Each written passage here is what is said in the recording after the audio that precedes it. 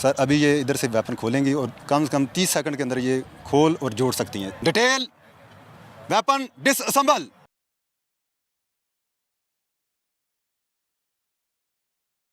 Detail weapon assemble.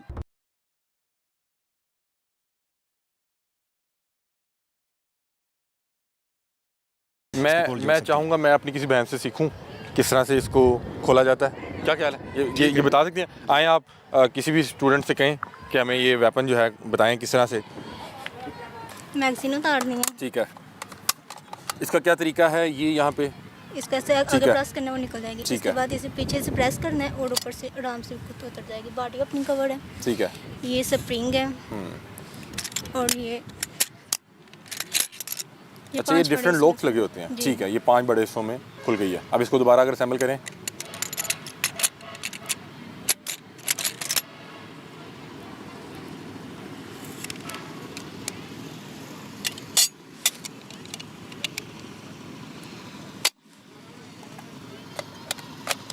ये तो इतनी भारी आप कैसे उठा लेती हैं? क्या खाती हैं आप? सर आप अगर 1 मिनट आए, मैं आपके साथ ये खुद भी प्रैक्टिस करना चाह रहा हूँ।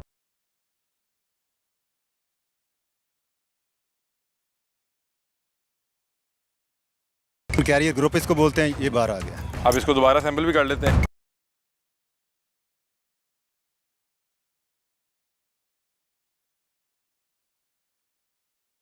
बहुत शुक्रिया जुबैर भाई, थैंक यू।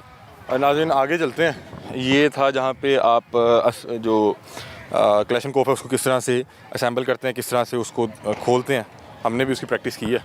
अभी हम कहाँ जा रहे हैं सर? अभी हम जा रहे हैं एंटी राइट के सिनेरियो के ऊपर। आपने देखा होगा कि अक्सर जो है वो जब मॉब होता है तो उसको कंट्रोल करना होता है। तो एंटी राइट एक फोर्स है, स्पेसिफिकली उसकी भी यहाँ पे ट्रेनिंग दी जाती है कि आपने अपने आप को कैसे प्रोटेक्ट करना है और बाकी जो लोग होंगे उनको कैसे प्रोटेक्ट कंट्रोल कैसे करना है। मॉब को बेसिकली कंट्रोल करना बहुत मुश्किल काम होता है। अक्सर ऐसा होता है कि वो पथराव कर देते हैं या आप पे कोई चीज़ें फेंकते हैं या धक्के मारते हैं। तो यहाँ पे हम वो प्रैक्टिकल ट्रेनिंग करवाते हैं जिसमें कि ट्रेनीज़ को ये सिखाया जाता है कि आपने शील्ड को कैसे पकड़ना है, अपनी सेफ्टी को कैसे जो है वो इंश्योर करना है। तो ये अभी हम आपको दिखाएंगे। अच्छा ये क्या चीज़ है सर? ये स्टन ग्रेनेड है। अस्सलाम वालेकुम। वालेकुम सलाम। आबिद साहब कैसे खैरियत से? बिल्कुल ठीक है। आबिद साहब ये अब क्या हमें दिखाने लगे आप? ये हम आपको डेमोन्स्ट्रेशन दिखा रहे हैं मॉब हैंडलिंग की। ठीक है। तो फर्स्ट में ये कि ये मुजाहिरीन है।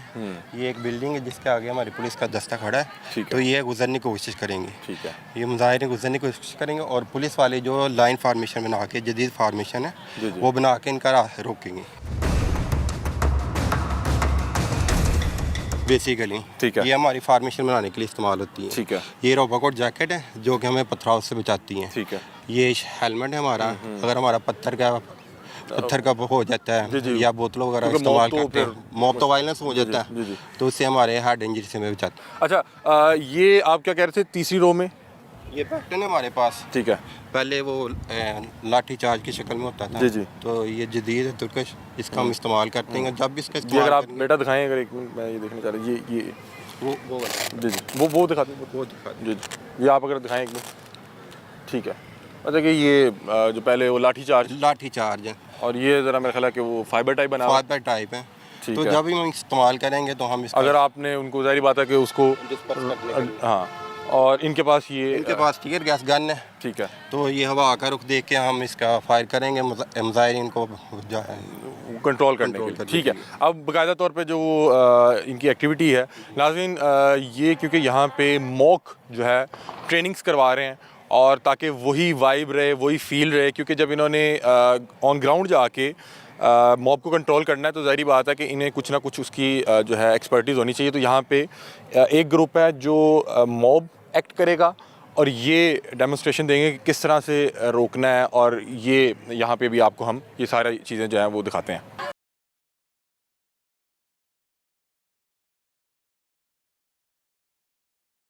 अगर वायलेंस हो जाए, मजहबी जुनून का हो जाए, तो फिर हमारी हिकमत अमली होती है कि हमने टीयर गैस इस्तेमाल करनी है या लाठी चार्ज करनी है। वो मौके की मुनासिबत से हम फैसला करते हैं। वो इन्हें आप बताते हैं कि बेटा कहाँ तक जो है जो फील्ड में हमारा सीनियर कप्तान होगा वो इसका फैसला करेगा, वो ही बताएगा। मतलब कि जो कप्तान होंगे वो बताएंगे कि अब ये जो है आपने लाठी चार्ज करनी है या आपने टीयर गैस करना है। एक तरफ मॉब बिल्कुल तैयार है, उन्होंने हाथ में जो है पत्थर पकड़े हुए हैं और यहाँ पे तो उन्हें एक वो लकड़ी के कुछ वो बना के दिए हुए हैं, टुकड़े पीसीज हैं। इन्होंने खुद भी अपने आप को प्रोटेक्ट करना है और पीछे वालों को भी प्रोटेक्ट करना है। अब ये देखिए इन्होंने पूरी एक शील्ड बनाई हुई है, वॉल बनाई हुई है, और ये टेक्निक मैं चाहूँगा कि दिखाएं क्लोजअप करके कि जो नीचे वाली बहनें हैं उन्होंने किस तरह से इसको पकड़ा हुआ है और ऊपर वाली जो बहनें हैं उन्होंने किस तरह से इसको पकड़ा हुआ है, और बिल्कुल एक जो है वो वॉल बनाई हुई है कि कोई भी पत्थर जो है पीछे ना जा सके। अब ये जो एक्टिविटी है इसको परफॉर्म करते हैं। जो मुजाहिरीन है वो मुंतशिर होते हैं।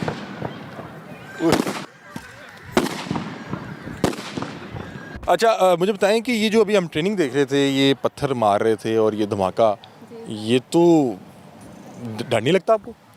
नहीं, हमने ट्रेनिंग की हुई है। आप हमें ट्रेनिंग की भी आपने? हाँ जी।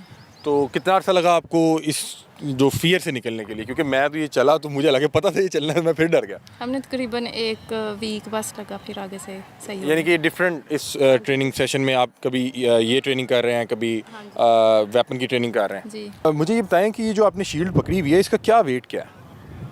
वेट इसका ये आपको तो नहीं पता, ये अगर मैं आप दिखाएं, मैं ये आप माइक पकड़े, मैं इसको देखना चाहूँ। ये 5 किलो के करीब ये है। फिर इनकी जो ये जैकेट्स हैं इनका भी अपना वेट है जी, हेलमेट का भी वेट है, ये ठीक कह रहे हैं। और ये देखें बाकायदा तौर पे ये ट्रेनिंग इसलिए भी ज़रूरी है कि जब ये फील्ड में हो तो इन्हें ये चीज़ें महसूस ना हो। वैसे मेरा ख्याल है ये 5 किलो की शील्ड उठाए रखना एक जो है जान जोखिम में डालने वाला काम है। अच्छा बेटा, कितना अर्सा? आपको भी 8.5 माह? यस ये उसी आप बैच का हिस्सा हैं? यस। और कैसा चल रहा है यहाँ पे? क्या कहेंगी जो बहनें बेटियाँ घर देख रही हैं और वो कुछ करना चाहती हैं?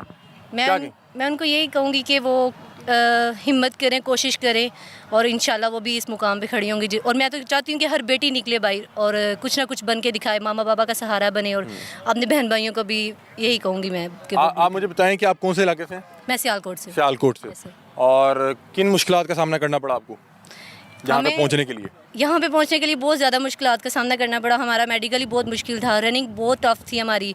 उसके बाद पेपर तो सबसे ज़्यादा टफ़ होता है, वो तो सबको ही पता है, और इंटरव्यू था नॉर्मली, और बाकी चीज़ में ये है कि इसमें यहाँ पे बाद में तो ईजी हो जाता है, लेकिन जब हम यहाँ पे भर्ती होने के लिए आते हैं ना तो बहुत मुश्किल देख के हम यहाँ पे आते हैं। नाज़रीन, अब जो यहाँ पे जितनी भी बहन बेटियाँ मौजूद हैं, फ़र्दन बात करना सबसे बड़ा मुश्किल हो जाएगा, लेकिन ये तमाम मुख्तलिफ़ शहरों से आए हुए हैं और ये बता रहे हैं कि जो मुझे इन सारों की जो कहानी में एक चीज़ बड़ी कॉमन लगी वो ये थी कि इनकी फैमिली बड़ी सपोर्टिव थी, और ये जो है कल को पाकिस्तान का फ्यूचर है। अगर आप भी चाहते हैं कि आपकी बेटी भी पाकिस्तान का नाम रोशन करे तो आपको आज सोचना होगा। ये देखें यहाँ पे बड़ा एक बेहतरीन माहौल है और बड़े एक बेहतरीन एनवायरनमेंट में ये अपने आप को इम्प्रूव कर रही हैं। एक तो पाकिस्तान का नाम भी रोशन करेंगी, अपने वालिदैन का नाम रोशन करेंगी, और ये तमाम बहनें जो हैं ये मुख्तलिफ़ शहरों से आई हुई हैं। तो मेरा ख्याल है कि जो पंजाब के जो ये बड़े शहर हैं यहाँ पे भी जो बहन बेटियाँ हैं उनके वालिदैन को सोचना चाहिए कि अगर कोई बहन बेटी फील्ड में निकल के पाकिस्तान का नाम रोशन करना चाह रही है तो आप उसको सपोर्ट करें। घर से सपोर्ट मिलेगी तो वो इंशाल्लाह फिर आप देखिएगा कि वो क्या क्या नाम कमाती है।